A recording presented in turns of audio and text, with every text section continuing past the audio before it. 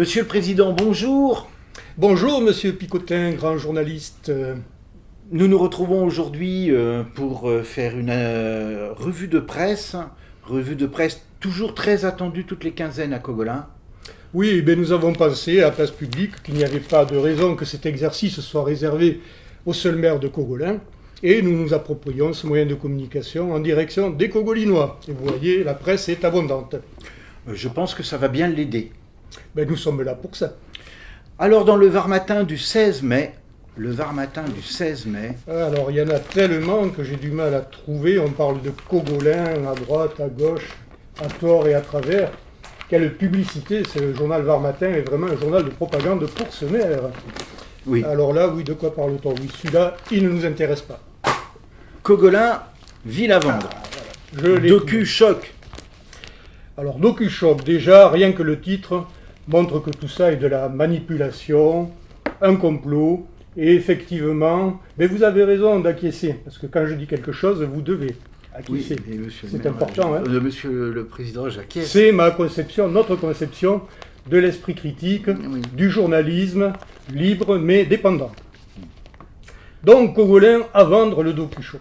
Mon sentiment, ça va en surprendre plus d'un, c'est que tout ça est une vaste escroquerie. Un complot, ourdi par, bien sûr, tous ces crypto-communistes, ayatollahs et autres extrémistes de gauche, qu'on ne connaît pas, mais on sent bien qu'ils sont derrière ce coup et ce reportage. C'est justement, et la région l'a très bien compris, un documentaire tellement bidon, tellement grossier, tellement comploté, que la région a eu raison de supprimer cette subvention. Le 14 mai, Télérama. Alors, Télérama, oui. Voilà, Télérama. Le Conseil régional de PACA sucre la subvention du document Cogolin ville à vendre, jugé trop politique. Écoutez, rien que le titre démontre que c'est une vaste fumisterie, une vaste escroquerie. Cogolin ville à vendre, mais regardez, qu'a-t-il vendu ce maire? Rien du tout. Aujourd'hui, si, un vague terrain à Notre-Dame-des-Anges, mais où même les promoteurs n'arrivent pas à construire à cause de galeries souterraines et de vulgaires tortues qui doivent être de gauche, certainement aussi, parce qu'il n'y a pas de raison qu'elles aussi ne complotent pas. Donc, à part ce terrain, qu'a-t-il vendu aujourd'hui? Ah si, j'allais oublier. Quand même l'ancienne maison de retraite qu'il a vendue à des promoteurs de Levallois. Mais il faut bien soigner notre population vieillissante. Ouais. Mais à côté de cela, pour revenir sur ces ventes non réalisées, regardez le terrain du hôtel, des recours de toujours les mêmes ayatollahs, les mêmes extrémistes de gauche et les mêmes crypto-communistes. Et puis, nous avons eu aussi les honneurs de la radio française avec France Culture et un reportage à France Culture sur Cogolin dans un documentaire aussi qui ne passe pas. Oui, mais là aussi, c'est des gens qui sont aveuglés par toute cette propagande qui a été faite autour de ce film.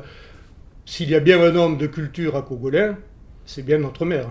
Je pense aussi, oui. Franchement, regardez toutes les animations, les soirées mousse, etc. Et puis surtout, sa grande décision de fermer un musée, une demeure musée historique de Cogolin pour la transformer en hôtel privé.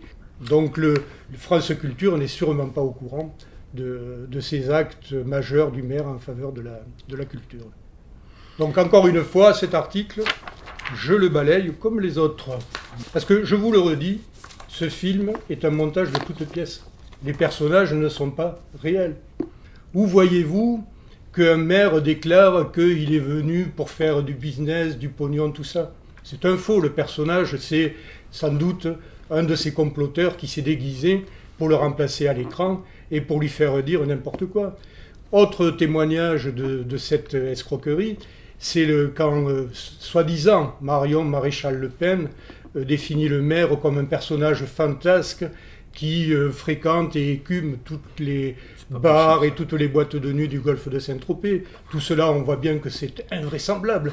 Et donc, ce film est un faux, je le réaffirme haut et fort. Et donc, toute cette critique, y compris celle de, vous m'avez dit... le dernier Arrêt sur image, tout ça n'a aucune valeur. Émission d'extrême gauche. Et comme toute cette presse d'ailleurs, qui me paraît totalement inconvenante, qui n'arrête pas de critiquer notre maire. Et tout ça, allez, à la poubelle, et vive Monsieur Picotin, pardon, vive la liberté d'expression, et j'espère que vous allez, pour conclure, rendre un hommage à votre président. Eh bien, merci Monsieur le Président d'avoir répondu à mes modestes questions. Je vous propose qu'on ne se retrouve pas pour une nouvelle revue de presse. Mais pourquoi ?